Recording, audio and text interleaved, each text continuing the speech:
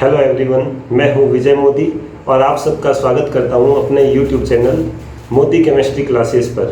सबसे पहले मैं आपको धन्यवाद करना चाहूँगा कि आपने मेरे पहले वीडियो को इतना पसंद किया और मुझे इतना प्यार दिया, तो उसके लिए आपको बहुत बहुत धन्यवाद। ऐसे ही हमेशा अपना प्यार और सहयोग हमारे साथ बनाए रखें ताकि आपको हमेशा ऐसे वीडियो हम बना सकें जो आपकी केमिस्ट्री को बहुत आसान और रोचक बना दे। आपके दिमाग में जो केमिस्ट्री के प्रति जो भय है उस भय को निकाल सके, ये हमारा हमेशा लक्ष्य रहता है। तो आपको इसके लिए बहुत बहुत धन्यवाद। दोस्तों, आज का जो हमारा टॉपिक है वो एक बहुत स्पेशल टॉपिक है। उसका कारण ये है कि हमने अपने YouTube चैनल पे एक इंस्टा का आईडी लगाया गया है। तो जब से पहला वीडियो बनाया तो बहुत सारे बच्चों ने अपने कमेंट्स YouTube चैनल पर और इंस्टा के माध्यम से इस वीडियो को बहुत सारा पसंद किया है और कमेंट करके हमें बहुत सारे सुझाव भी दिए हैं कि हम कैसे इस वीडियो को और अच्छा बना सकते हैं। उन्हीं में से कुछ बच्चों ने हमें इंस्टा पे DM करके ये बताया है कि हमारे कुछ समय बाद परीक्षाएं हैं और कुछ टॉपिक ऐसे हैं जो उनको बहुत कम समझ आए हैं और वो ये चाहते हैं कि उन टॉपिक्स को हम अपने इस चैनल पर उन्हें पढ़ाएं ताकि वो और आसान बन सके और उन्हें एग्ज़ाम में इनके अच्छे मार्क्स मिल सके। तो उन्हीं में से बच्चों की कुछ रिक्वेस्ट को मानते हुए हमने एक वीडियो सेलेक्ट किया है जो हमारी कक्षा 11 के chapter number 12 basic concept of organic chemistry and techniques में से लिया गया है, जो कि प्योरिफिकेशन ऑफ ऑर्गेनिक कंपाउंड्स है कि ऑर्गेनिक कंपाउंड यानी कार्बनिक यौगिकों का हम शुद्धिकरण कैसे कर सकते हैं, उन विधियों को हम उन्हें समझाएं। तो आज का जो अपना टॉपिक रहेगा ये इसी सिद्धांत पर रहेगा कि हम कैसे एक कार्बनिक यौगिकों के मिश्रण से दो या दो से ज़्यादा पदार्थों को या अशुद्धियों को अलग कर सकते हैं और कैसे एक कार्बनिक यौगिक को हम शुद्ध कर सकते हैं। तो हमारे साथ बने रहिए इस वीडियो को देखने के लिए। लेकिन उससे पहले मैं आप सबसे रिक्वेस्ट करना चाहूँगा कि आप हमारा वीडियो पूरा देखें और उसके बाद आपको ये वीडियो कैसा लगा हमें कमेंट और शेयर करके ज़रूर बताएं। आप चाहें तो हमारी इंस्टा आईडी पर भी आप हमें मैसेज कर सकते हैं। अगर आपका भी कोई ऐसा टॉपिक है जो आपको बहुत कम समझ आता है और आप ये चाहते हैं कि हम आपके इस टॉपिक को अपने चैनल पर आपको समझाएं, तो आप हमें मैसेज कर सकते हैं। और अगर आपको हमारे ये वीडियो पसंद आते हैं, अगर आपको हमारा पढ़ाया हुआ पसंद आता है, तो आप हमारे चैनल को लाइक, शेयर एंड सब्सक्राइब करना ना भूलें। तो चलिए अपने स्टार्ट करते हैं आज का अपना वीडियो।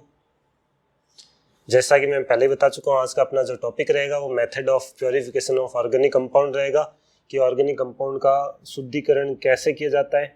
तो इसके लिए अपने 4 विधियाँ काम में ली जाती है। 3 विधियाँ अपने यूज़ करेंगे इसको। पहली जो विधि अपने रहेगी वो है अपने डिस्टिलेशन। डिस्टिलेशन को अपने हिंदी में बोलते हैं आसवन विधि। तो हम क्या करेंगे, इसमें आसवन विधि का प्रयोग करेंगे। दूसरी जो अपने विधि रहेगी वो रहेगी अपने एक्सट्रैक्शन। और तीसरा जो मेथड रहेगा वो अपने रहेगा क्रोमेटोग्राफी।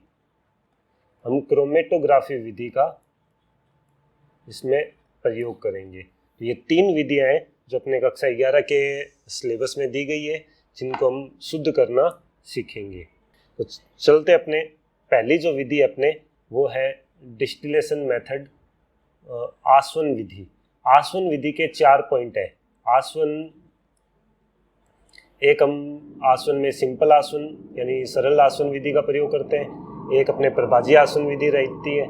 एक अपने कम दाब पर आसवन विधि का प्रयोग करेंगे और एक अपने विधि रहेगी स्टीम डिस्टिलेशन यानी भाप आसवन विधि का प्रयोग करेंगे।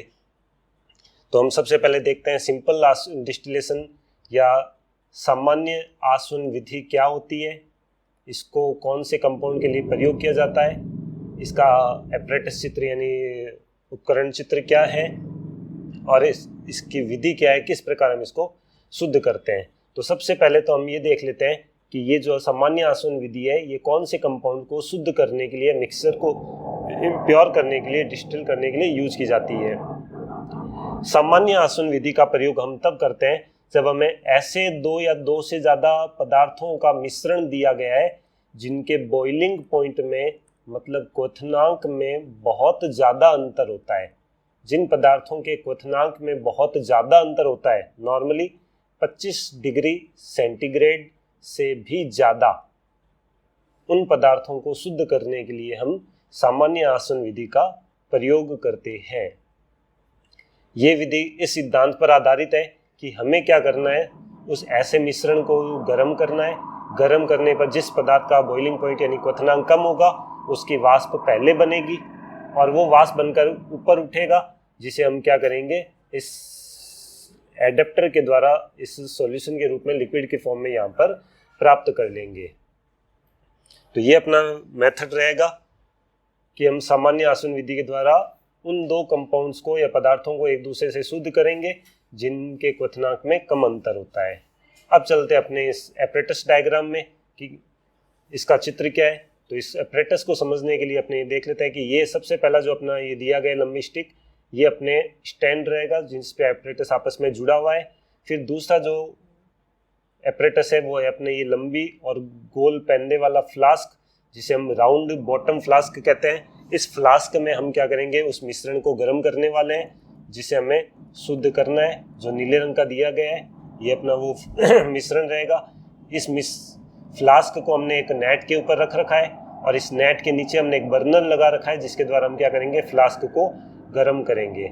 इस ज्वाला के द्वारा हम फ्लास्क को डायरेक्ट गर्म नहीं करते क्योंकि कहीं बन के ब्रेकेज का भी खतरा रहता है, इसलिए हम बीच में क्या करते हैं, नेट लगाते हैं। तो पहले ये नेट गर्म होती है, नेट से हीट है वो इसको मिलती रहती है। इसके बाद यहाँ पर हमने थर्मामीटर उपयोग लिया हुआ है जो गर्म करने पर सॉल्यूशन के टेम्परेचर को अपने शो करेगा। इसके बाद यहाँ पर एक दूसरी ट्यूब ली गई है। इस ट्यूब के दो पार्ट है, एक तो यहाँ से जो वेपर आने वाली है वो इस पतली ट्यूब में से होती हुई क्या है आगे की तरफ बढ़ेगी, तो उससे हमें वापस ठंडा करने के लिए एक बड़ी ट्यूब और लगाई गई है यहाँ पर। उस बड़ी ट्यूब में हम क्या करेंगे, यहाँ से इसमें हम पानी डालेंगे, ठंडा पानी। तो ठंडा पानी जब इस पूरी ट्यूब के अंदर फ्लो होगा, पूरी ट्यूब में अगर बहेगा, तो जो वेपर गर्म होके वेपर यहाँ आएगी वो भी ठंडी होकर क्या है यहाँ पर लिक्विड बन जाएगी, जिसे हम क्या करते हैं, इस एडेप्टर के द्वारा इस दूसरे फ्लास्क में यहाँ पर लिक्विड के फॉर्म में प्राप्त कर लेते हैं।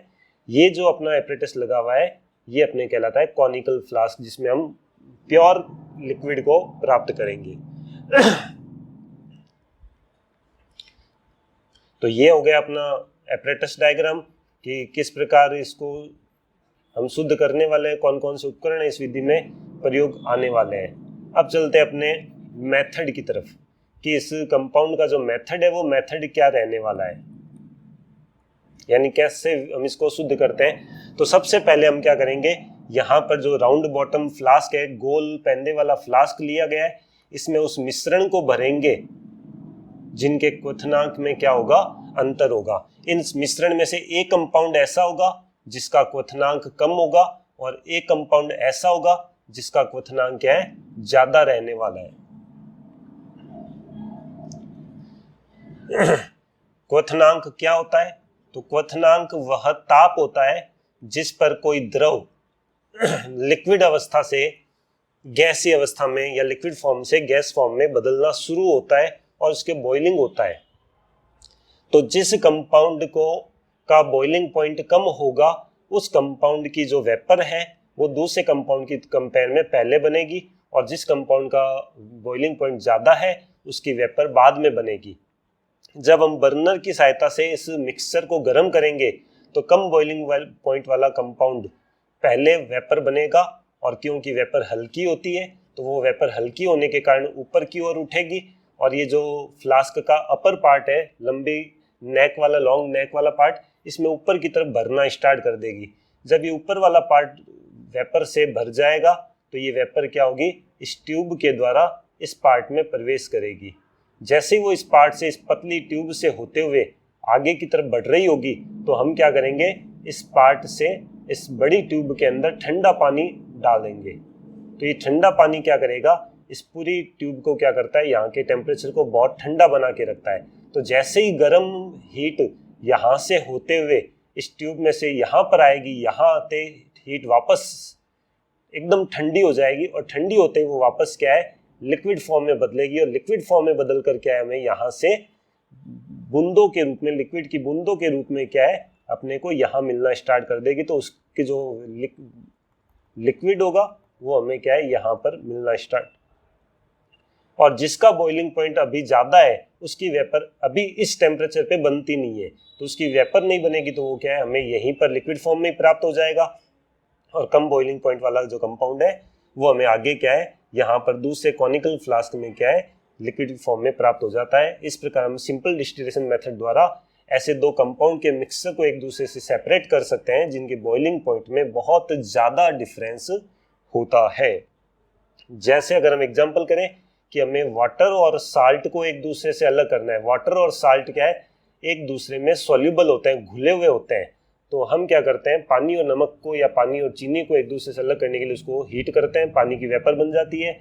नमक जिसका बॉइलिंग पॉइंट तो बहुत ज़्यादा हाई होता है वो वेपर बन नहीं पाता, तो वो इस फ्लास्क में ही पड़ा रह जाता है, और पानी होगा वो हमें दूसरे कॉनिकल फ्लास्क में क्या है हीट के फॉर्म में लिक्विड बन के प्राप्त हो जाएगा। आया समझ में? ओके। डिस्टिलेशन का ही हमारे पास एक दूसरा मेथड और है, वो है अपने फ्रैक्शनल डिस्टिलेशन, जिसे हम हिंदी में बोलते हैं प्रभाजी आसवन विधि।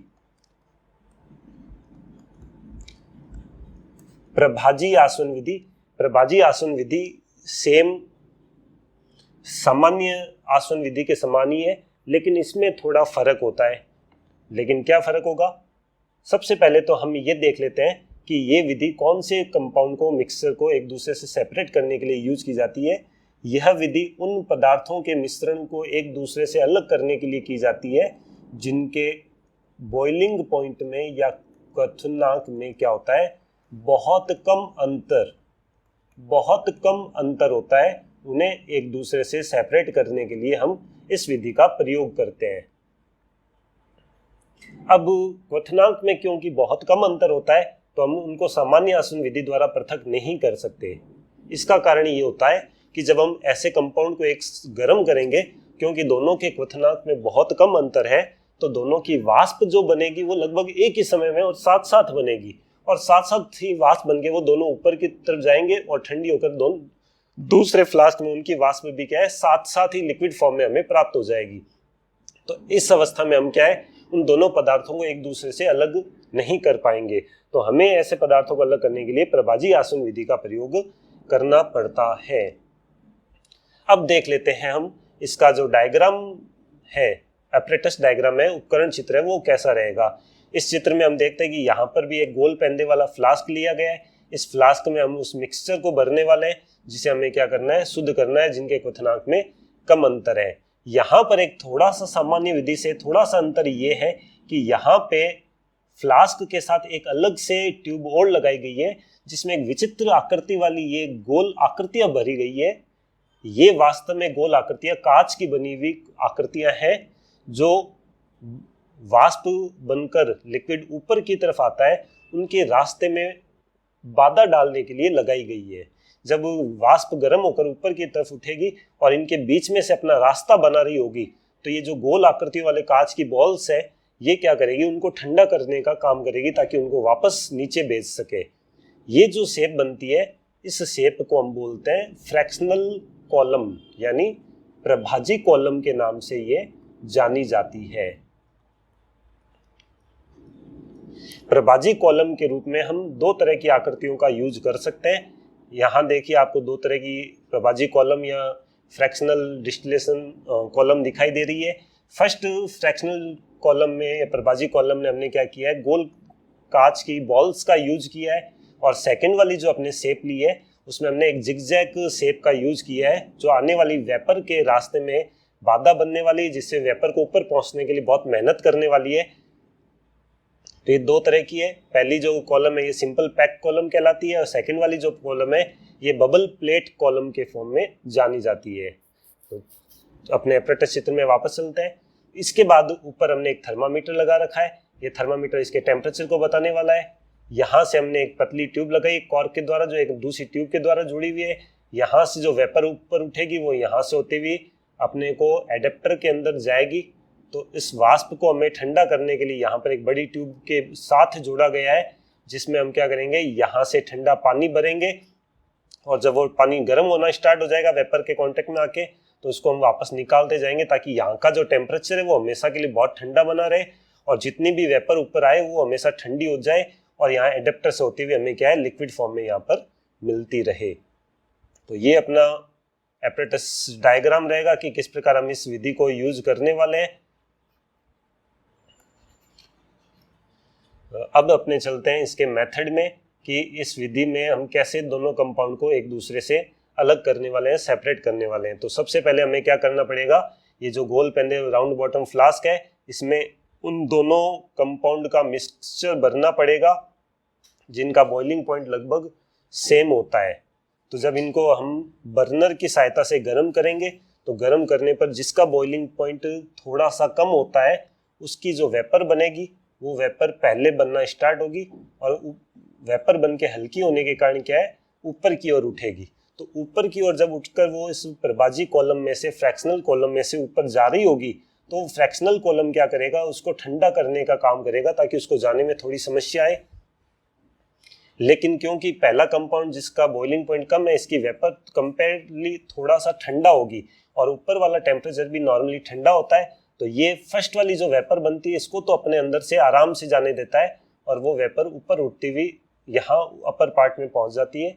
लेकिन उसी टेम्परेचर पे थोड़ी देर बाद जब दूसरा कंपाउंड जिसका बॉइलिंग पॉइंट उसकी कंपेयर में थोड़ा सा ज़्यादा है वो भी वेपर थोड़ी देर में साथ में बनेगी और वो वेपर क्योंकि उसका बॉइलिंग पॉइंट ज़्यादा है तो वो जब गर्म होकर ऊपर की तरफ उठ रही होगी तो ये जो ऊपर वाला कॉलम वाला पार्ट है ये उसकी कंपेरेटिवली बहुत ज़्यादा ठंडा रहेगा। तो जैसे ही ये बहुत ज़्यादा गर्म वेपर दूसरे कंपाउंड की गर्म वेपर ऊपर आएगी तो ये कॉलम क्या करेगा, उसे वापस ठंडा करेगा। तो ठंडा होते ही दूसरे कंपाउंड की वाष्प तो क्या है, वापस नीचे आकर यहीं पर गिरना स्टार्ट हो जाएगी और वापस गिरकर उसको और ज़्यादा गर्म करने पर वापस से वेपर बनकर ऊपर की तरफ जाना होगा। तो इस प्रकार ये प्रभाजी कॉलम क्या काम करते हैं, ये जो जिसका बॉइलिंग पॉइंट क्वथनांक कम होता है उसकी वेपर को तो आसानी से अपने अंदर से ऊपर जाने देते हैं, लेकिन जिसका क्वथनांक कम होता है वो जब गर्म होकर ऊपर आती है तो उसको वापस ठंडा करके क्या करते हैं, नीचे भेज देते हैं। इस प्रकार क्या है, फर्स्ट कंपाउंड जिसका बॉइलिंग पॉइंट कम है उसकी वेपर ऊपर पहुंचेगी, ऊपर पहुंचने पर क्या होगा, वो इस ट्यूब से होते हुए अपने को कंडेंसर में या संघनित्र में क्या है प्राप्त हो जाएगी। संघनित्र में से जब ये यहाँ से होती हुई नीचे की तरफ जा रही होगी तो यहाँ का जो टेम्परेचर है जहाँ हमने ठंडा पानी भरा है तो इस ठंडे पानी के कांटेक्ट में आते क्या होगी, ये वाष्प बहुत ज़्यादा ठंडी हो जाएगी और ठंडी होने के बाद अपने को क्या है, यहाँ पर अपने लिक्विड फॉर्म में यहाँ पर अपने को मिलना स्टार्ट कर देगी। तो इस प्रकार हम क्या करेंगे,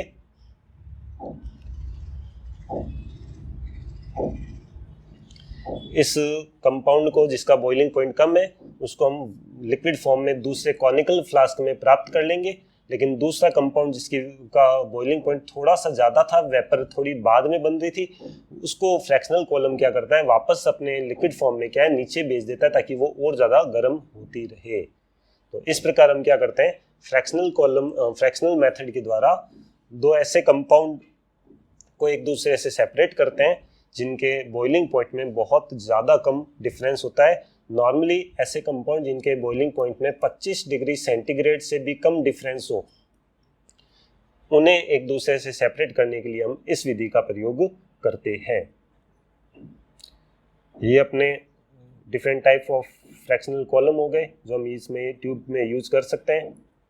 अब चलते हैं अपने नेक्स्ट मेथड में जो अपना डिस्टिलेशन मेथड है, लेकिन इस बार हम डिस्टिलेशन करने वाले हैं under reduced pressure. Reduced pressure इस मेथड का मतलब है कि कम दाब पर आसवन विधि। हम कम दाब पर दो कंपाउंड को एक दूसरे से सेपरेट करने वाले हैं। सबसे पहले तो ये देख लेते हैं कि ये विधि कौन से कंपाउंड को प्योर करने के लिए या सेपरेट करने के लिए यूज की जाती है। तो ऐसे जितने भी कंपाउंड हैं जिनके बॉइलिंग पॉइंट क्या होते हैं, बहुत ज़्यादा हाई होते हैं, बहुत ज़्यादा उच्च होते हैं, उन्हें एक दूसरे से सेपरेट करने के लिए हम क्या करते हैं, उनको प्योर करने के लिए हम डिस्टिलेशन अंडर रेड्यूस्ड प्रेशर यानी कम दाब पर आसवन विधि का प्रयोग करते हैं। अब ज़्यादा बॉइलिंग पॉइंट होने से क्या फ़र्क पड़ेगा, ज़्यादा बॉइलिंग पॉइंट का मतलब ये होगा कि ऐसे पदार्थों को हमें वाष्प बनाने के लिए या वेपर बनाने के लिए या बॉईल करने के लिए बहुत ज़्यादा हाई टेम्परेचर देना होता है। लेकिन समस्या ये आती है कि जब हम इन्हें इतने ज़्यादा हाई टेम्परेचर पे गर्म करते हैं तो इतने हाई टेम्परेचर पे पहुंचने से पहले ही ऐसे कंपाउंड होते हैं वो डीकम्पोज होना स्टार्ट कर देते हैं। डीकम्पोज का मतलब है कि ये अपघटित होना या टूटना या खराब होना स्टार्ट कर देते हैं। तो इन्हें बॉईल करना संभव नहीं होता सामान्य परिस्थितियों में, क्योंकि जब तक इनका क्वथनांक बिंदु आएगा, जब तक इनका बॉइलिंग पॉइंट आएगा, उससे पहले ही ये पदार्थ क्या होता है, गर्म होकर खराब हो जाते हैं। तो इन्हें हम वेपर के फॉर्म में, वाष्प के रूप में बदल नहीं पाते। तो ऐसे पदार्थ को अगर हमें शुद्ध करना पड़े जिसे हम वेपर नहीं बना सकते सामान्य कंडीशन में, तो उन्हें हम कैसे शुद्ध करेंगे? तो उन्हें शुद्ध करने के लिए हम क्या करते हैं, कम दाब पर आसवन विधि का प्रयोग करती है। इस प्रोसेस में हम क्या करते हैं कि ये जो कंपाउंड होता है, इस कंपाउंड का, जिसे हम प्योर कर रहे हैं, उस कंपाउंड का हम क्या करते हैं, वैक्यूम की सहायता से, निर्वात की सहायता से क्या करते हैं, प्रेशर कम कर देते हैं। प्रेशर कम करने से क्या होता है कि इसका जो बॉइलिंग पॉइंट होता है वो भी कंपाउंड का कम हो जाता है, और बॉइलिंग पॉइंट कम होने से कंपाउंड अपने क्वथनांक बिंदु से आने से पहले ही उबलना स्टार्ट कर देता है। कंपाउंड अपने बॉइलिंग पॉइंट में पहुंचने से पहले ही क्या करेगा, उबलना स्टार्ट कर देगा। तो हमें उस टेम्परेचर तक जाना ही नहीं पड़ेगा कि कंपाउंड क्या है, डीकम्पोज या खराब हो जाए। तो हम उससे पहले इस कंपाउंड को क्या करेंगे, वेपर बना लेंगे। अब इसके पीछे क्या सिद्धांत काम करता है कि वैक्यूम उत्पन्न करने से या प्रेशर कम करने से बॉइलिंग पॉइंट कम क्यों हो जाता है? तो कोई भी कंपाउंड का जो बॉइलिंग पॉइंट होता है वो उसका वो प्रेशर होता है जिस समय उस कंपाउंड का जो वेपर प्रेशर है, वाष्प दाब है, कंपाउंड का जो वाष्प दाब है वो बाह्य दाब, बाह्य दाब का मतलब एटमॉस्फेरिक प्रेशर होता है या वायुमंडल का दाब होता है।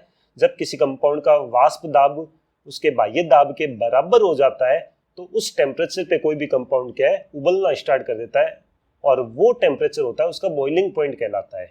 तो बॉइलिंग पॉइंट, अब नॉर्मली बाहर का जो दाब होता है किसी भी कंपाउंड का, जो अपने आसपास के हवा का दाब है, वो नॉर्मली 1 एटीएम, 1 वायुमंडलीय दाब, या फिर 1 एटीएम दाब क्या है इसमें माना जाता है। अब किसी भी पदार्थ का दाब जब 1 एटीएम करना हो तो हमें क्या करना पड़ता है, गर्म करना पड़ेगा।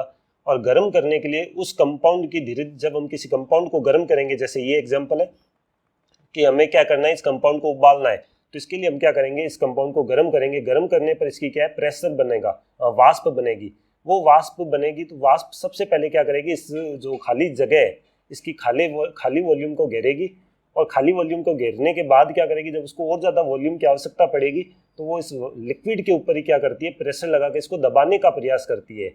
तो धीरे धीरे क्या है, वेपर बनती जाती है और उसका प्रेशर लिक्विड के ऊपर क्या है, बढ़ता जाता है। और जब ये प्रेशर बढ़ते बढ़ते बाहर वाले प्रेशर 1 एटीएम के बराबर हो जाता है, उस समय ये लिक्विड क्या है, उबलना स्टार्ट कर देता है। लेकिन अगर हम बाहर का जो प्रेशर है वो 1 एटीएम से थोड़ा कम कर दें, बाहर का प्रेशर अगर हमें कम कर दें, तो हमें इस लिक्विड को उबालने के लिए उतना ज़्यादा गर्म नहीं करना पड़ेगा, क्योंकि गर्म करने पे बहुत जल्दी इस लिक्विड का प्रेशर बाहर वाले कम प्रेशर के बराबर हो जाएगा, और ये लिक्विड क्या होगा, अपना जो बॉइलिंग पॉइंट होता है, नॉर्मली बॉइलिंग पॉइंट होता है, उस नॉर्मल बॉइलिंग पॉइंट से पहले ही उबलना स्टार्ट कर देगा।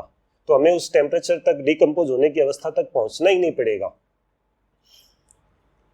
आया समझ में?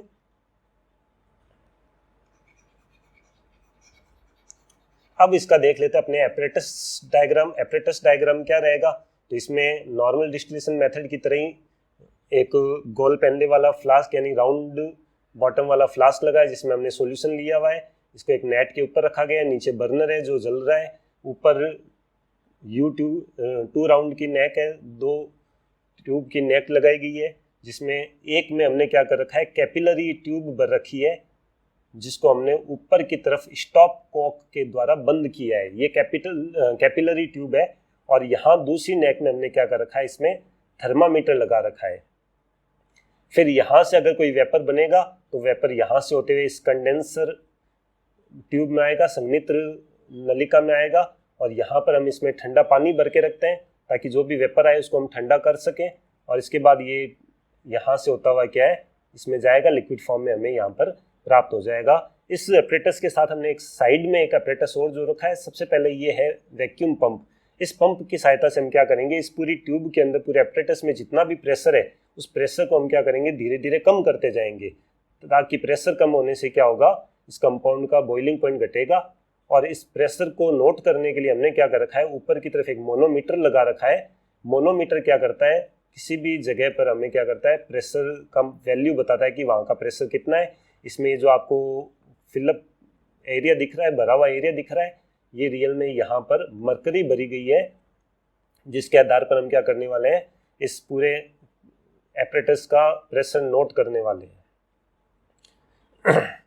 और ये यहाँ पर अगर हम वापस देखें कि हमने जो ये राउंड फ्लास्क लिया है, इसके ऊपर ये जो कैपिलरी ट्यूब लगाई थी, इस कैपिलरी ट्यूब का काम क्या है, तो जब हम उधर से प्रेशर को कम करेंगे, पंप की सहायता से हवा को जब बाहर निकाल के प्रेशर कम करेंगे, तो कई बार क्या होता है, वैक्यूम इतना ज़्यादा उत्पन्न हो जाता है, कई बार प्रेशर इतना ज़्यादा कम हो जाता है कि ये सारा एपरेटस क्या है, चटक जाएगा, मतलब ये कांच के ट्यूब्स हो रहे हैं, ये सारे टूट जाएंगे। तो हमें क्या, इस कंडीशन से बचने के लिए हमें क्या करना पड़ेगा कि जब हमें लगेगा कि यहाँ पर प्रेशर बहुत ज़्यादा कम हो रखा है, तो हम यहाँ पर ये जो स्टॉप कॉक लगा रखिए कैपिलरी ट्यूब में, इस स्टॉप कॉक को खोलकर यहाँ से हम क्या करेंगे, इसमें हवा, एयर क्या करेंगे, इसमें अंदर जाने देंगे। अंदर जब एयर जाएगी तो अंदर का प्रेशर वापस क्या होगा, बढ़ने लग जाएगा और वापस कंट्रोल हो जाएगा। ये अपना एपरेटस डायग्राम और उसका प्रोसेस रहेगा। अब अपने देखते हैं कि ये प्रोसेस किस मेथड पे काम करती है, कैसे ये काम करती है। अब अपने चलते इसमें मेथड में कि किस प्रकार काम करेगी। तो सबसे पहले हम क्या करेंगे, इस राउंड बॉटम फ्लास्क के अंदर एक ऐसा कंपाउंड या इम्प्योर कंपाउंड, अशुद्ध कंपाउंड लेंगे जिसका बॉइलिंग पॉइंट है वो बहुत ज़्यादा हाई है, जिसका क्वथनांक बहुत ज़्यादा हाई है, जिसे उबालने के लिए, वाष्प बनाने के लिए हमें बहुत ज़्यादा गर्म करना पड़ेगा। तो हम सबसे पहले क्या करेंगे, यहाँ वैक्यूम पंप की सहायता से इस पूरे एपरेटस का प्रेशर कम करेंगे। प्रेशर कम करने से क्या होगा, ये जो कंपाउंड हाई टेम्परेचर पे वाष्प बनने वाला था, ये थोड़ा कम टेम्परेचर पर ही क्या है, वाष्प बनने स्टार्ट हो जाएगा। और वाष्प बन के क्या है, जब गर्म होगा तो हीट की फॉर्म में क्या है, ऊपर की तरफ जाएगा। और ऊपर की तरफ जाएगा तो यहाँ से ये रास्ते से होते हुए जब इधर से निकलेगा तो यहाँ से क्या होगा, ये कंडेंसर वाले पार्ट में जब ठंडा होने के लिए पहुंचेगा तो यहाँ ठंडा पानी क्या करेगा, इस गर्म हीट को के कांटेक्ट में आकर क्या करेगा, इस पूरे हीट को लिक्विड फॉर्म में बदल देगा। और लिक्विड फॉर्म में ये सारी हीट हमें क्या है, इस दूसरे राउंड बॉटम फ्लास्क के अंदर हमें लिक्विड की फॉर्म में क्या है, प्राप्त हो जाएगा। इस प्रकार हम क्या करेंगे, एक ऐसे कंपाउंड को सेपरेट कर लेंगे, प्योर कर लेंगे, जो हाई टेम्परेचर पे वेपर बनता है। तो हमने क्या किया, इसमें प्रेशर को कम करके उसके बॉइलिंग पॉइंट को कम कर लिया और उसको हम प्योर कर लेते हैं। नेक्स्ट अपना जो मेथड है वो अपना रहेगा स्टीम डिस्टिलेशन। स्टीम डिस्टिलेशन का हिंदी अर्थ होता है भाप आसवन विधि। सबसे पहले ये देखते हैं कि ये किस प्रिंसिपल पर, किस सिद्धांत पर काम करती है। तो भाप आसवन विधि ये सिद्धांत पे काम करती है कि कुछ ऑर्गेनिक कंपाउंड्स ऐसे होते हैं जो सामान्य गर्म करने पर वाष्प नहीं बनते, नॉन वोलेटाइल होते हैं, वाष्प नहीं बनते, जिनकी वेपर नॉर्मल गर्म करने पर नहीं बनती। लेकिन ऐसे कंपाउंड को अगर हम वाटर वेपर के कांटेक्ट में लाएं, जल वाष्प यानी पानी की वाष्प के कांटेक्ट में लाएं, तो ऐसे कंपाउंड उनके कांटेक्ट में आकर भी क्या है, वाष्प बनने लग सकते हैं। तो हमें जिस कंपाउंड को प्योर करना है वो कंपाउंड नॉर्मल गर्म करने पे वेपर नहीं बनेगा। तो हम क्या करेंगे, एक पानी की वाष्प को उस कंपाउंड के कांटेक्ट में लाएंगे तो कंपाउंड क्या करेगा, वाटर वेपर के कांटेक्ट में आकर वेपर बनना स्टार्ट कर देगा, जिसे हम दूसरी तरफ कॉनिकल फ्लास्क में इकट्ठा कर लेंगे। लेकिन हमें ये ध्यान रखना है कि यहाँ पर हम जिस कंपाउंड को प्योर करने वाले हैं, शुद्ध करने वाले हैं, वो कंपाउंड ऐसा कंपाउंड होना चाहिए जो वाटर में अघुलनशील हो, इनसॉल्युबल हो, पानी में नहीं घुलता हो। क्योंकि अगर वो पानी में घुल जाएगा तो फिर वो हमें प्राप्त तो हो जाएगा कॉनिकल फ्लास्क में, लेकिन फिर उन्हें वापस एक दूसरे से अलग करने के लिए हमें और मेथड का प्रयोग करना पड़ेगा। तो इस मेथड के द्वारा हम एक तो ऐसे कंपाउंड को प्योर करने वाले जो वाटर इनसॉल्युबल होता है, और दूसरा ऐसा कंपाउंड प्योर करने वाले हैं जो नॉर्मली वेपर नहीं बनता लेकिन वाटर वेपर के कांटेक्ट में आकर वेपर बन सकता है। अब देखते हैं इसका एपरेटस चित्र क्या है। एपरेटस चित्र में आपको दिखाई दे रहा है कि यहाँ पर हमने दो तरह के राउंड बॉटम गोल पहनने वाले फ्लास्क यूज किए हैं, जिनमें से पहले फ्लास्क में हमने वाटर यूज किया है, यानी पानी भरा गया है ताकि हम उसको वेपर बना सके, और दूसरे में हमने क्या किया है, वो कंपाउंड लिया है जिसे हमें प्योर करना है। इसके बाद इन दोनों फ्लास्क को, गोल पहनने वाले फ्लास्क को एक पतली ट्यूब के द्वारा जोड़ा गया है ताकि यहाँ से जो वेपर बनेगी पानी की, वो वेपर इस कंपाउंड के अंदर जा सके। और इस ट्यूब को हमने क्या किया है, उस कंपाउंड के अंदर तक डुबाया गया है ताकि वेपर क्या है पूरे कंपाउंड के अंदर तक पहुंच के और उस कंपाउंड के हर पार्टिकल को क्या है अपने साथ लेकर वेपर बना सके। फिर यहाँ से जब दोनों पदार्थों की वेपर बनेगी तो वेपर हल्की होने के कारण इस ट्यूब में से होती हुई ऊपर उठेगी और इस कंडेंसर वाले पार्ट में आएगी जहाँ पर हम ठंडा पानी भर के रखते हैं। ठंडे पानी के बीच में से जब वो वेपर गुजर रही होगी तो वेपर क्या है, ठंडी होकर लिक्विड बनेगी, जिसे हम क्या करेंगे, यहाँ पर सेपरेट कर लेंगे। ये अपना इस प्रोसेस में एपरेटस डायग्राम रहने वाला है।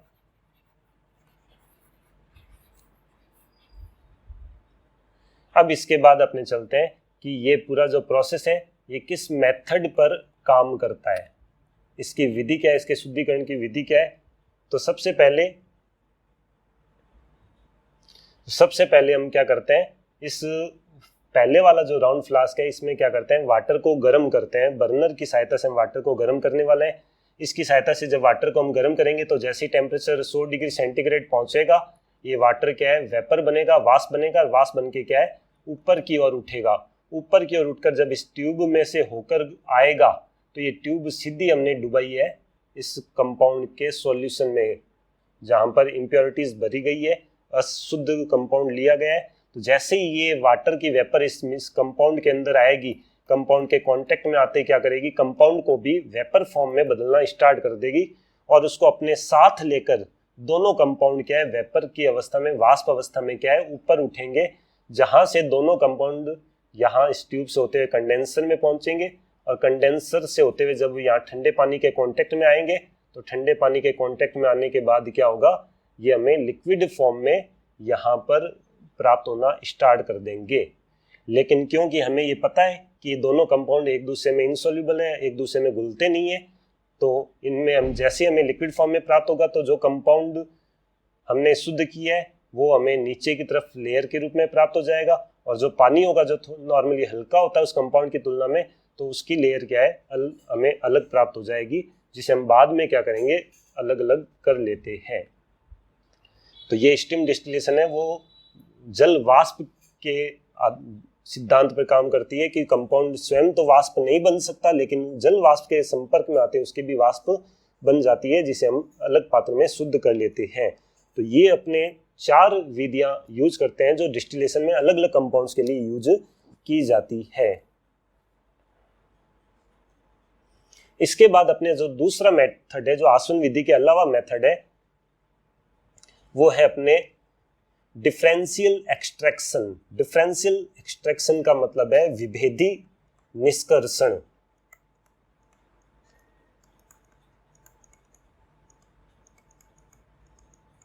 विभेदी निष्कर्षण विधि। विभेदी निष्कर्षण विधि में हम क्या करते हैं, सबसे पहले तो इसका अपने सिद्धांत या प्रिंसिपल पढ़ लेते हैं। कुछ कंपाउंड ऐसे होते हैं जो पानी में अगर घोले जाए तो पानी में उनकी सॉल्युबिलिटी या विलेयता होती है वो कम होती है, लेकिन अगर दूसरा एक कोई ऑर्गेनिक कंपाउंड लिया जाए, विलायक लिया जाए, तो वो उसमें ज़्यादा घुलते हैं पानी की तुलना में।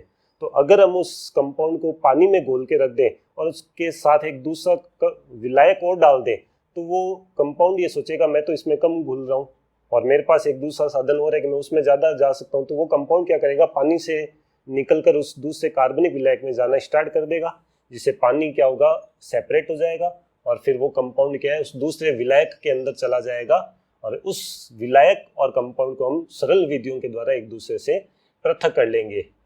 अब ये विधि इसलिए हम यूज कर रहे हैं क्योंकि इस विधि में हम ऐसे कंपाउंड को हमने पानी में घोला है जो पानी में डिजॉल्व तो है, लेकिन पानी के द्वारा हम उसको एक दूसरे से सामान्य विधि द्वारा पृथक कर नहीं सकते। तो हम क्या करते हैं, उसको पहले किसी दूसरे विलायक में डालते हैं और फिर उसके बाद क्या करते हैं, उसको उस विलायक के द्वारा सेपरेट करते हैं।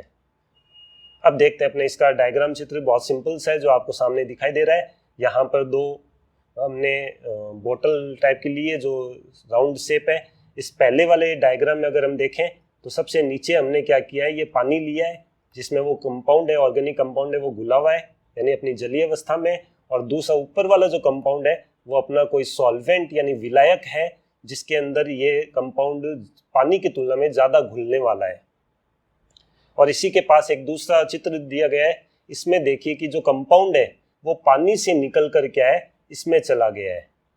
तो अभी तो सारा कंपाउंड क्या था, पानी में घुला हुआ था, लेकिन अब तो पानी क्या है, अलग रह गया है। तो यहाँ पर पानी की अलग परत बन गई और वो सारा जो कंपाउंड पानी में घुला हुआ था उसकी विलेयता उस ऊपर वाले कंपाउंड में ज्यादा थी, तो वो कंपाउंड क्या है, वहां से अनडिजोल्व होके इसमें चला गया है। अब जो कंपाउंड है वो ऑर्गेनिक कंपाउंड के अंदर मिक्स है, विलायक के अंदर मिक्स है।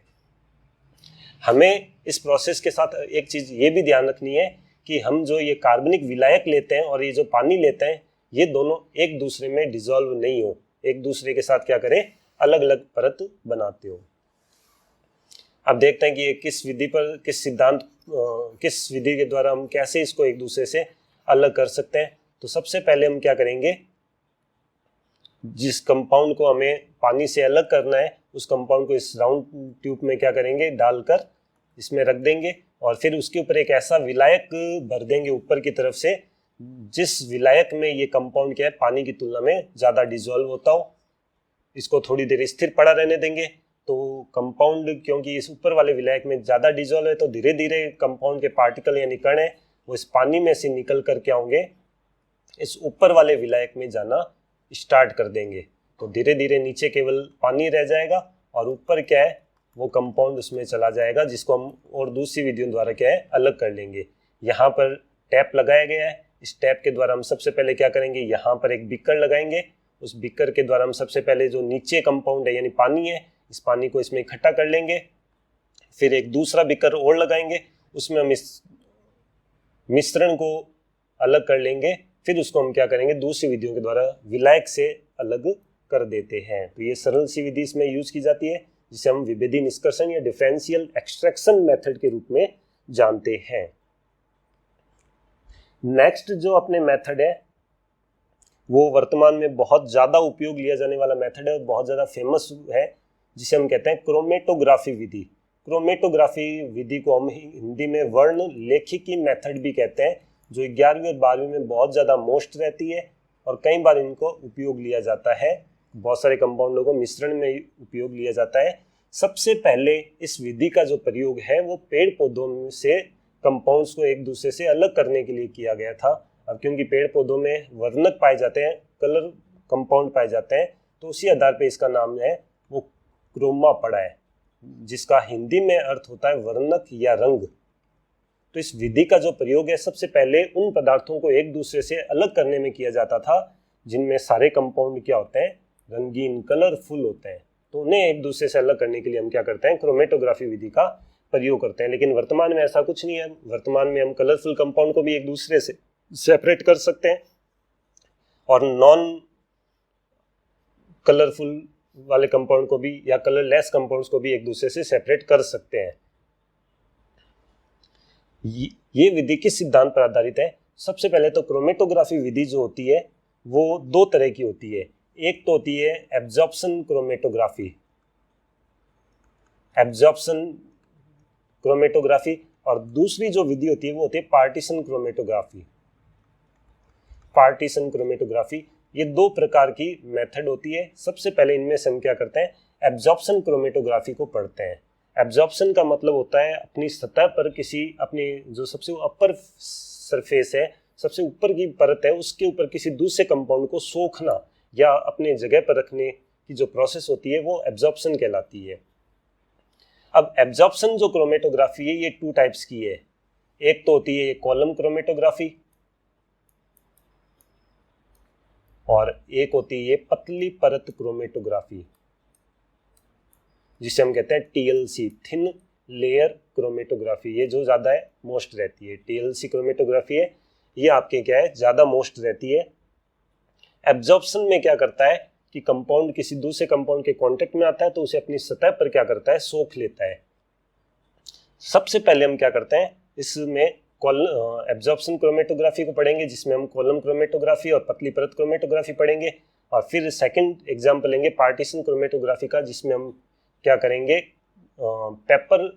पेपर क्रोमेटोग्राफी, कागज क्रोमेटोग्राफी का अध्ययन करने वाले हैं।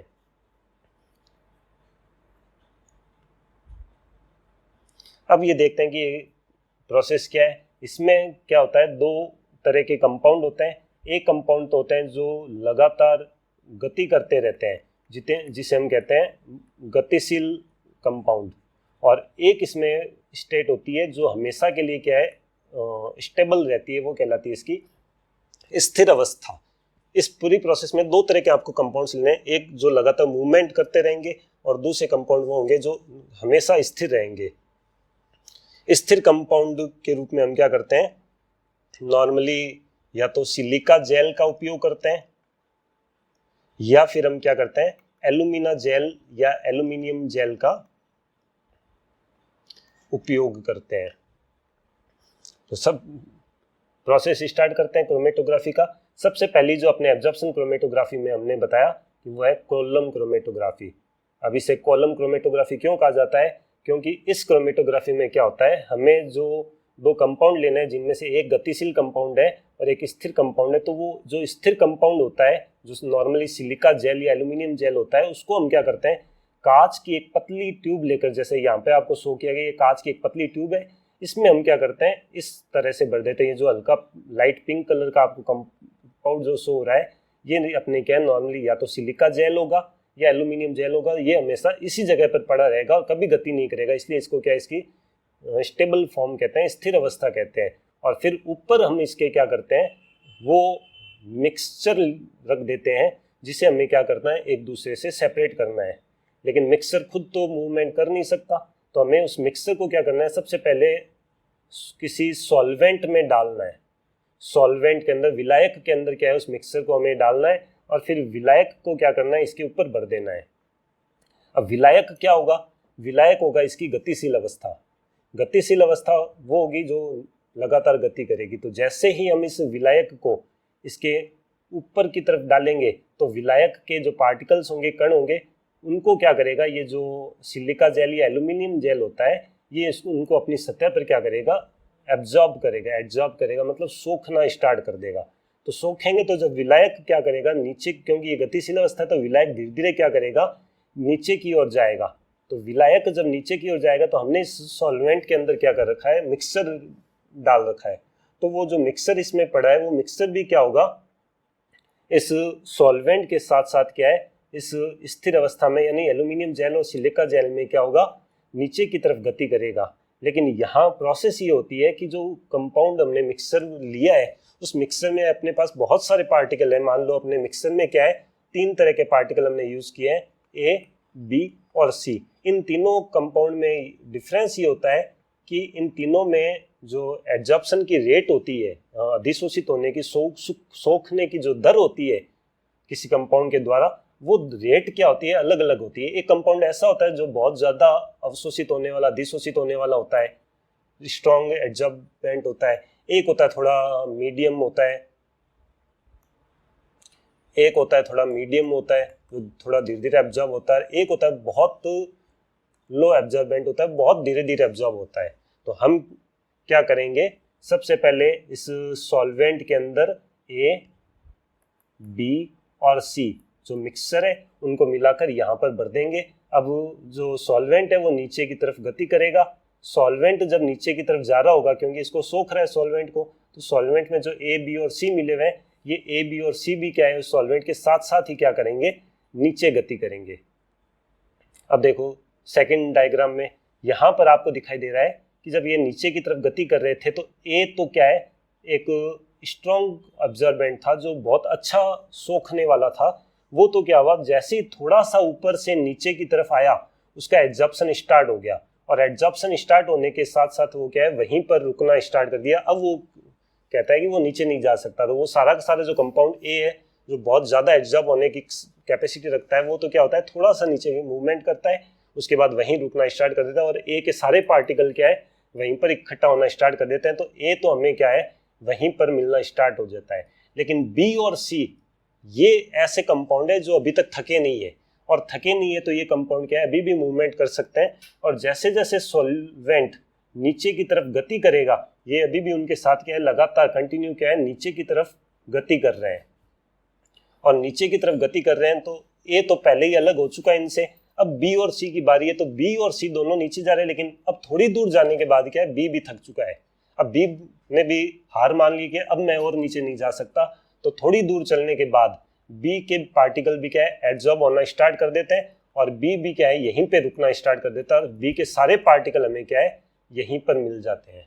लेकिन सी अभी तक नहीं थका। सी सॉल्वेंट के साथ साथ लगातार हाथ से हाथ और पैर से पैर मिला करके नीचे की तरफ गति कर रहा है, लेकिन अब उसकी भी स्टेज आ चुकी है, वो भी थक चुका है। तो सी भी थोड़ी देर बाद क्या होगा कि यहाँ पर थक कर उसके पार्टिकल भी वहीं पर रुकना स्टार्ट कर देंगे, और हमें क्या है, उसमें प्राप्त होना स्टार्ट कर देगा। तो इस प्रकार ए पहले, बी थोड़ी देर बाद में, और सी और उसके बाद में क्या है, उस सिलिका और एल्यूमिनियम जेल के ऊपर है क्या है, अलग अलग जगहों पर हमें कलेक्ट करना स्टार्ट कर देंगे। लेकिन सॉल्वेंट ऐसा कंपाउंड होगा जो लगातार क्या होता है, मूवमेंट करता रहता है, और लास्ट में क्या है, नीचे तक पहुंच जाता है। यहाँ पर हमने एक टैप लगा रखा है। इस टैप के द्वारा हम क्या करेंगे, यहाँ पर एक छोटा फ्लास्क या बिकर लगाएंगे। सबसे पहले यहाँ पर जो है अपने सिलिका जेल है उसको हम निकाल कर अलग करेंगे, फिर टैप के द्वारा पहले सी कंपाउंड को निकालेंगे, फिर बिकर चेंज करेंगे, फिर बी को निकालेंगे, फिर बिकर चेंज करेंगे, फिर ए को निकालेंगे। इस प्रकार क्या होगा, ये हमें तीनों कंपाउंड अलग अलग बिकर के अंदर प्राप्त हो जाएंगे। इस प्रकार हम क्या करेंगे, कॉलम क्रोमेटोग्राफी विधि के द्वारा इनको सेपरेट कर सकते हैं। इस मेथड को कॉलम क्रोमेटोग्राफी इसलिए कहा जाता है क्योंकि इसमें हम क्या करते हैं, जो सिलिका जेल लेते हैं, एब्जॉर्बेंट लेते हैं, उसको हम एक लंबी कॉलम के रूप में क्या है, इसमें भर देते हैं। नेक्स्ट, एब्जॉर्प्शन क्रोमेटोग्राफी का एक और प्रोसेस है जिसे हम कहते हैं टीएलसी। टीएलसी बहुत ज़्यादा यूज की जाने वाली और फेमस प्रोसेस है जिसे हम थिन लेयर क्रोमेटोग्राफी, या हिंदी में इसको कहा जाता है पतली परत क्रोमेटोग्राफी। ये सेम पीछे वाले प्रोसेस पर ही आधारित है, लेकिन पीछे वाले प्रोसेस में हमने पूरी ट्यूब में वो सिलिका जेल भरा था, लेकिन इसमें हम क्या करते हैं, इसे पतली परत क्रोमेटोग्राफी इसलिए कहा जाता है क्योंकि इसमें हम क्या करते हैं, सबसे पहले कांच की एक पतली लेयर लेते हैं, एक पतला कांच की स्लाइड लेते हैं। उस स्लाइड के ऊपर हम क्या करते हैं, एकदम बहुत कम मात्रा में एक एब्जॉर्बेंट की यानी अधिशोषक की हम क्या करते हैं, एक पतली परत बना देते हैं जो पदार्थ को क्या करता है, सोखने का काम करने वाला है। तो इसलिए इसको क्या है, क्योंकि यहाँ पर जो अधिशोषक या एब्जॉर्बेंट है उसकी एक थिन लेयर, पतली परत इस स्लाइड के ऊपर बना दी गई है, इसलिए हम इसको क्या है, पतली परत क्रोमेटोग्राफी या थिन लेयर क्रोमेटोग्राफी कहते हैं। जैसा कि आपको पहले डायग्राम में दिखाई दे रहा है, यहाँ पर हमने एक कांच की स्लाइड ली है, स्लाइड के ऊपर क्या है, एब्जॉर्बेंट का लेप किया गया है जो बहुत ज़्यादा पतला है, और यहाँ पर हमने क्या किया है, एक वो मिक्सर का डॉट लगाया, एक बिंदु लगा दिया है जिसमें से हमें क्या करना है, कंपाउंड्स को एक दूसरे से सेपरेट करना है।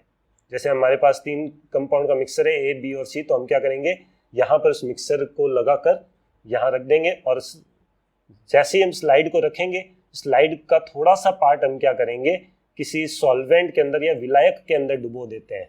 तो जब इस कांच की स्लाइड के ऊपर हमने जो एब्जॉर्बेंट का कोटेड किया है, मतलब उसकी जो परत बनाई है, उसके द्वारा ये क्या करेगा, सॉल्वेंट को ऊपर की ओर एब्जॉर्ब करेगा।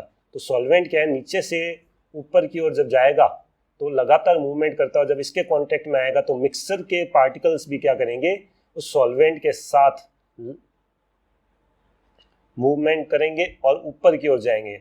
और जैसा कि पिछले प्रोसेस में हो रहा था, उनमें से एक कंपाउंड ऐसा होगा जो थोड़ी दूरी तक जाएगा तो वो हमें थोड़ी दूर जाके प्राप्त हो जाएगा, एक कंपाउंड जो थोड़ी देर बाद थकेगा वो हमें और बाद प्राप्त हो जाएगा, और एक कंपाउंड ऐसा होगा जो लास्ट तक मूवमेंट करेगा और वो हमें क्या होगा, लास्ट में प्राप्त हो जाएगा। इस प्रकार हम क्या करेंगे, एक पतली स्लाइड के ऊपर क्या करते हैं, मिक्सर के पार्टिकल्स को एब्जॉर्प्शन मेथड के द्वारा अलग कर लेते हैं। तो ये जो प्रोसेस कहलाती है, ये थिन लेयर प्रोसेस कहलाती है।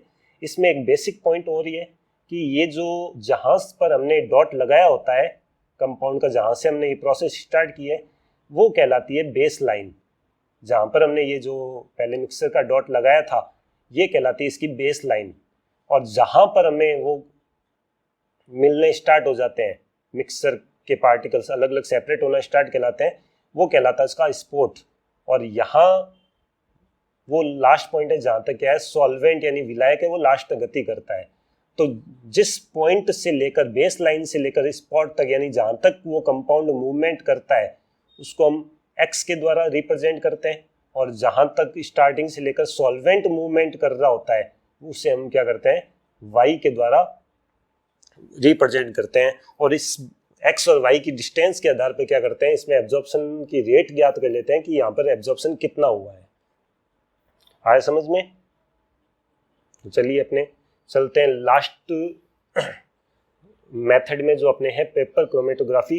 पेपर क्रोमेटोग्राफी एक्चुअली है वो पार्टीशन क्रोमेटोग्राफी का एक पार्ट है। ये पार्टीशन क्रोमेटोग्राफी का एक पार्ट है, ये एब्जॉर्प्शन क्रोमेटोग्राफी पे डिपेंड नहीं है। जैसा पिछली बार हो रहा था वैसा इसमें बिल्कुल नहीं होगा। हालांकि देखने में और प्रोसेस में लगभग सारी प्रोसेस सेम रहेगी, लेकिन रियल में ये क्या है पार्टीशन क्रोमेटोग्राफी का एक पार्ट है। एब्जॉर्प्शन क्रोमेटोग्राफी इसमें नहीं होती। इसमें हम क्या करेंगे कोई एब्जॉर्बेंट, जैसे हमने सिलिका और एल्यूमिना जेल लगाया था ऐसा कोई एब्जॉर्बेंट हम यहाँ पर यूज नहीं करते। इसमें क्या होता है कि हमारे पास एक स्पेशल क्वालिटी का एक कागज यानी पेपर होता है जो इस प्रोसेस में वर्क आता है, जिसे हम पेपर क्रोमेटोग्राफ कहते हैं। ये जो कागज हम यूज करते हैं इसे हम बोलते हैं पेपर क्रोमेटोग्राफ। ये एक बहुत स्पेशल क्वालिटी का होता है। सबसे पहले हम क्या करते हैं इस पेपर को पानी में भिगो देते हैं, जिससे पानी की एक पतली सी लेयर होती है वो इस पेपर के कागज के ऊपर क्या है बन जाती है। अब इस गिल्ले किए हुए कागज को हम सबसे पहले क्या करते हैं खड़ा करके खड़ी अवस्था में इसको क्या करते हैं फोल्ड कर देते हैं। इसको हम क्या करते हैं फोल्ड कर देते हैं। जैसे आपको ये डायग्राम में दिखाया गया है कि यहाँ पर एक कागज है जिसको हमने क्या किया है फोल्ड किया और इनको यहां से हमने क्या है जोड़ा है। अब इस कागज को हमने क्या किया है सबसे पहले जैसा हमने थिन लेयर क्रोमेटोग्राफी में देखा था एक सॉल्वेंट के अंदर थोड़ा सा इसमें हमने डिप किया है, और यहाँ पर इस पेपर के सबसे नीचे की तरफ सॉल्वेंट से थोड़ा सा ऊपर हमने क्या किया कि यहाँ पर एक स्पॉट यानी वो केमिकल मिक्सचर लगाया है जिसे हमें क्या करना है प्योर करना है। अब धीरे धीरे क्या होगा कि यहां पर क्या है एक लिक्विड तो ऐसा है जो हमने पहले से कागज के ऊपर यानी जो पानी हमने वो कागज के ऊपर उसकी लेयर बना रखी है, और दूसरा जो लिक्विड है वो हमने सॉल्वेंट के रूप में यहाँ पर पहले से एक नीचे की तरफ लिया है। तो ये जो प्रोसेस होती है ये दो लिक्विड के बेस पर होती है कि एक लिक्विड के कांटेक्ट में जब दूसरा लिक्विड आता है तो वो लिक्विड क्या करते हैं एक दूसरे के साथ इंटरेक्ट करते हैं और वो एक दूसरे को क्या करते हैं अपनी तरफ अट्रैक्ट करते हैं। इस वजह से दूसरा जो लिक्विड होता है जो हमने सॉल्वेंट लिया है वो क्या करेगा इस कागज के ऊपर धीरे धीरे क्या है उसे अट्रैक्ट होने की वजह से धीरे धीरे क्या है ऊपर की तरफ बढ़ेगा। जब सॉल्वेंट नीचे से ऊपर आ रहा होगा तो जैसे ही वो इस मिक्सचर के कांटेक्ट में आएगा, यहाँ पे हमने देखो येलो स्पॉट लगा रखा है जो हमारा कंपाउंड है, तो जैसे ही ये येलो स्पॉट यानी केमिकल के मिक्सचर के कांटेक्ट में आएगा तो जैसे जैसे ये सॉल्वेंट ऊपर की ओर जाएगा कागज के ऊपर तो ये केमिकल मिक्सचर भी क्या करेगा उसके साथ ही ऊपर ऊपर जाएगा। और जैसा पिछली प्रोसेस में हो रहा था इस मिक्सचर में कुछ कंपाउंड ऐसे हैं जो जल्दी एब्जॉर्ब हो जाएंगे और ज्यादा दूर तक गति नहीं कर पाएंगे तो वो हमें पहले ही प्राप्त हो जाएंगे, और एक कंपाउंड ऐसा होगा जो थोड़ा सा ऊपर गति करेगा वो हमें थोड़ी देर बाद बी के फॉर्म में प्राप्त हो जाएगा। एक कंपाउंड ऐसा होगा जो हमें और देर बाद प्राप्त हो जाएगा। इस प्रकार हम क्या करेंगे इन मिक्सचर में से तीनों कंपाउंड्स को एक दूसरे से सेपरेट कर लेते हैं। तो ये अपने आज का जो टॉपिक है वो हो गया प्योरिफिकेशन ऑफ मेथड, जो आपके कक्षा 11 के चैप्टर नंबर 12 में प्रिंसिपल एंड टेक्निक्स में दिया गया है, जो बहुत ज़्यादा इंपॉर्टेंट रहता है और आपके कॉलेज लाइफ में कॉलेज सिलेबस में बहुत ज़्यादा काम आता है। आपको आज का वीडियो कैसा लगा, आपको जो मैंने प्रोसेस समझाई है वो समझ आई या नहीं आई? अगर आपके कोई सजेशंस है या सुझाव है जो हमारे लिए बहुत ज़्यादा इंपॉर्टेंट है तो अपने सुझाव है अपने कमेंट बॉक्स में लिख सकते हैं कि हम इसमें और क्या सुधार कर सकते हैं। और अगर आपको मेरा वीडियो समझ आया है और आप ये चाहते हैं कि आगे और हमसे जुड़े रहें ताकि हम आपके लिए और सरल तरीके से ऐसे इंटरेस्टिंग टॉपिक आपको पढ़ा सकें जो आपके कक्षा 11 और 12 और आगे की लाइफ में बहुत ज़्यादा यूजफुल होने वाले हैं, तो अब हम हमारे चैनल को लाइक शेयर एंड सब्सक्राइब करना ना भूलिए ताकि हमारा भी हौसला बढ़ता रहे।